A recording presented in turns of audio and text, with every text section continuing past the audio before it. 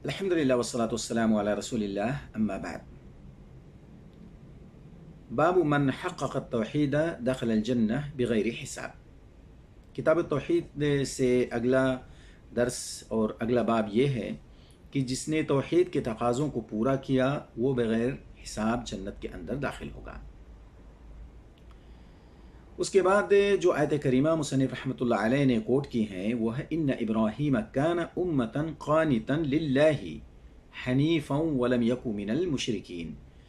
بے شک ابراہیم علیہ السلام پیشوا تھے، اللہ کے فرما بردار تھے اور یک طرفہ مخلص تھے، یعنی یکسو ہو کر کے اللہ رب العالمین کے لیے مخلص تھے، وہ مشرکوں میں سے نہ تھے. ایک اور آیت کریمہ ذکر کی ہے مصنف نے والذین هم بربهم لا یشرکون، اور جو لوگ اپنے رب کے ساتھ شرک نہیں کرتے ہیں. یعنی ایسے لوگوں کی تعریف کی گئی ہے جو اللہ رب العالمین کے لیے مخلص ہوں، جو اللہ رب العالمین کے لیے اپنے تمام اعمال کو خالص کر کے رکھتے ہوں اور اللہ کے ساتھ کسی کو شریک نہ کرتے ہوں.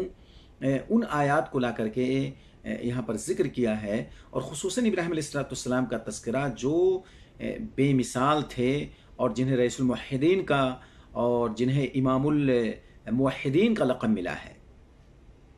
بہت ساری آیات ان کے تعلق سے قرآن مجید کے اندر موجود ہیں جو اس بات پر دلالت کرتی ہیں کہ ایک تو یہ مکمل ایک امت تھے، ایک امت کے برابر تھے.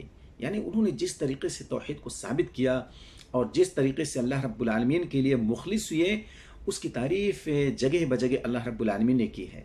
ہمیں چاہیے کہ ہم ان آیات کو پڑھیں اور کتاب التوحید کے اندر جو ان دونوں آیتوں کو لایا گیا ہے اس پر ہم غور و فکر کریں.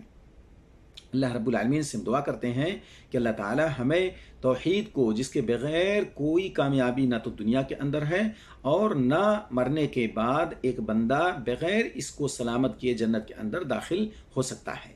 اس لیے بہت ضروری ہے ہم مسلمان کے لیے توحید کو سمجھنا اور اس پر ثابت رہنا اور اسی پر خاتمے کے لیے دعا کرنا. وآخر دعوانا الحمد للہ رب العالمین.